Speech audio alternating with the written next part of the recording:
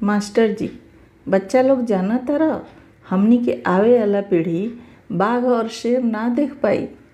पप्पू, अरे सर, तो हमनी के का करी स? हमनी के भी तो डायनासोर नहीं सा देखले, पर कबहू शिकायत कइले बानी स? बताएं।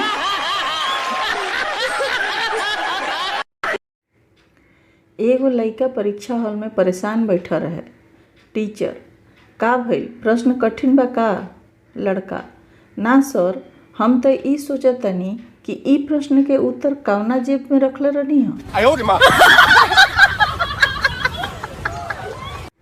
शेरो शायरी के शौकीन एक प्रेमी के दुख भरी दास्तान। हसरते दीदार खातिर उनका गली में मोबाइल के दुकान खोलनी। मत पूछा अब हालते बेबसी ए गालिब। रोज एगो नया शख्स आ जाला उनकर नंबर पर रिचार्ज करवावे।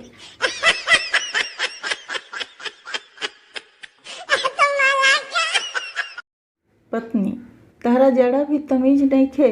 हम 1 घंटा से बोलत जातनी और तू बड़ा की उबासी लेता रह।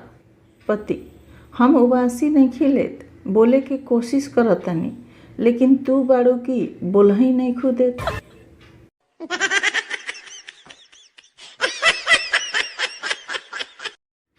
एगो शराबी अपना दोस्त लोग के साथे पार्टी बनावे के प्रोग्राम बनौलस और अपने ही घर से बकरा चोरी करके खूब दावत कैलस।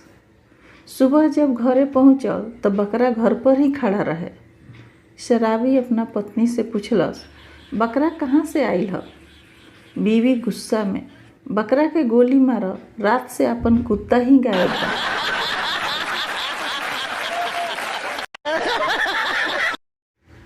दुख का होला? 7 बजे नींद खुले और पता चले कि वापस नइखे सुते के। खुशी का होला? रात के 2 बजे नींद खुले और पता चले कि अभी 5 घंटा सुते के बा। और डबल खुशी का होला?